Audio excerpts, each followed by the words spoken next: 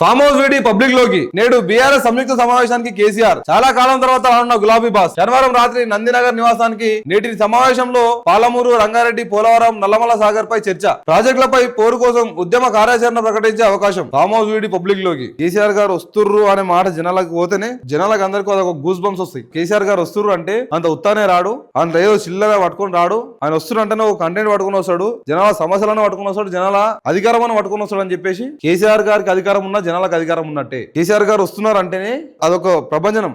జనాల సమూహం మొత్తం కదులుతున్నట్టు కేసీఆర్ గారు వస్తున్నారు. ఈరోజు వచ్చి ఏం మాట్లాడుతున్నాడు? పోలవరం, రంగారెడ్డి, నల్లమల సాగర్ పై చర్చ. ఏమితో వస్తున్నాడు ఆయన? ఈ ప్రాజెక్టుల పైన ఉన్న ఆ సమస్యల పైన చర్చించడం కోసం వస్తున్నాడు. ముఖ్యమంత్రి రేవంత్ రెడ్డి గారు ఏమంటారు ఇప్పుడు? ఆయన దానికి వస్తలేడు, ఇంకో దానికి వస్తున్నాడు. సమస్య క్రియేట్ అయిన రోజు కేసీఆర్ గారు ఖచ్చితంగా వస్తారు.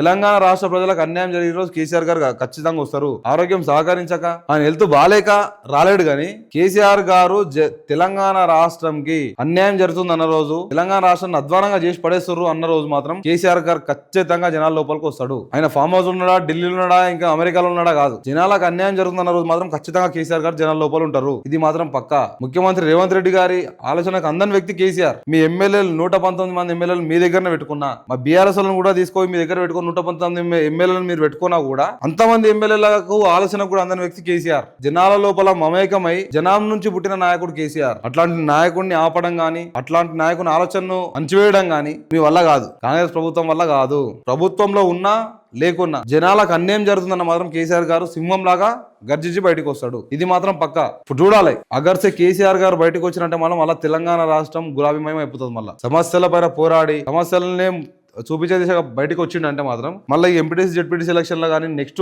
మళ్ళీ వచ్చే అసెంబ్లీ ఎలక్షన్ లో కానీ రిజల్ట్లు వేరే అయిపోతాయి. ఆల్రెడీ సార్ 2 సంవత్సరాల నుంచి రెస్ట్ లోనే ఉన్నాడు. ఇప్పుడు ముందుకు జనాల లోపలికి వచ్చినంటే మాత్రం రిజల్ట్లు వేరే అయిపోతాయి. ఇది పక్క.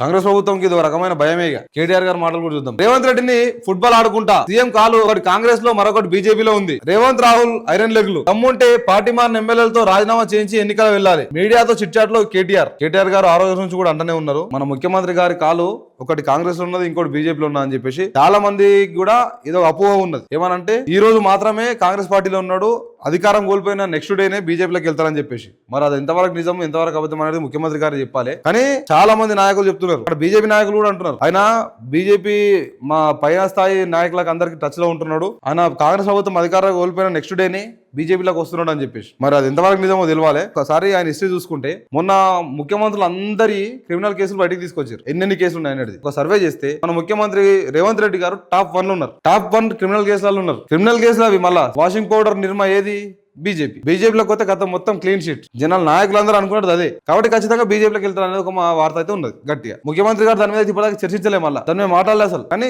ఒక గట్టి ఆరోపణ అయితే ఉన్నది, ఏది బీజేపీలోకి వెళ్తారు అనేది. ఇప్పుడు కేటీఆర్ గారు అయితే రెగ్యులర్ గా చెప్తూనే ఉన్నారు. చూడండి, సీఎం కాలు కాంగ్రెస్ లో, మరొకటి బీజేపీలో ఉందని చెప్పి. చూడాలి మరి ముఖ్యమంత్రి గారు ఏం చేస్తున్నారు తర్వాత అనేది. దమ్ముంటే పార్టీ మన ఎమ్మెల్యేతో రాజీనామా చేయించి ఎన్నికలకు వెళ్ళాలి. ఆ రాజీనామా చేయరు వాళ్ళు, ఎలక్షన్ రాదు. ఎందుకంటే కాంగ్రెస్ పార్టీకి తెలుసు ఊరల్లో ఏమున్నది పరిస్థితి అనేది. ఖచ్చితంగా అట్లయితే జరగదు.